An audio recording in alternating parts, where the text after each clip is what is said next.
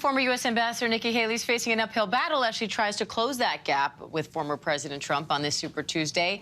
865 delegates are at stake in today's 15 contests, which is 36% of the total. ABC News political director Rick Klein has a look at where Haley could potentially put a dent in Trump's lead.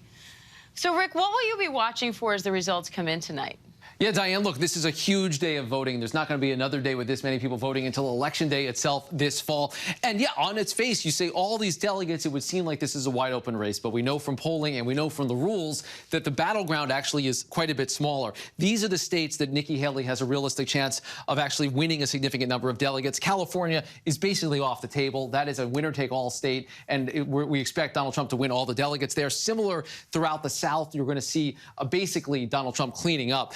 In some other states, maybe an outside chance of a win in Utah, and Nikki Haley targets, if she's going to win, it's probably going to be in New England. Massachusetts and Vermont are probably her best targets today. Elsewhere in the country, it's really about picking up some delegates here or there, or frankly, just beginning to make a statement about Donald Trump's vulnerabilities.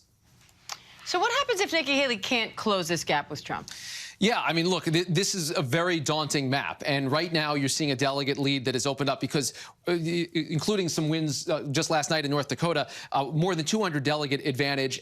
Nikki Haley's only won one place. It's Washington, D.C. Maybe she adds to that total tonight, but she will fall further behind in this delegate race. As you can see, Trump's already leading by about 200 delegates. You need about 1,215. That's the magic number to clinch. He's probably going to end up north of 1,000 today, far ahead of Nikki Haley. It is likely to be an insurmountable gap. And for the record, we haven't heard anything about Nikki Haley campaigning in any states beyond those voting today.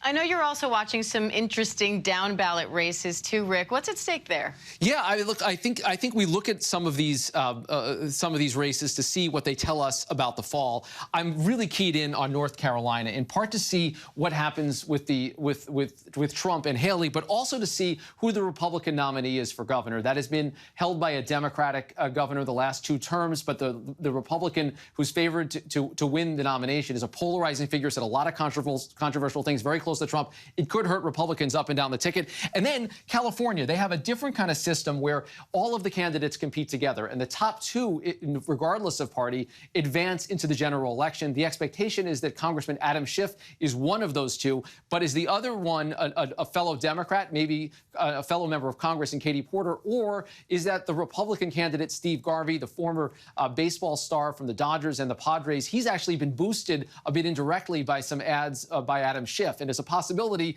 that it's Schiff and Garvey in the general election this fall. All right, ABC News political director Rick Klein. Thanks, Rick. Thank you.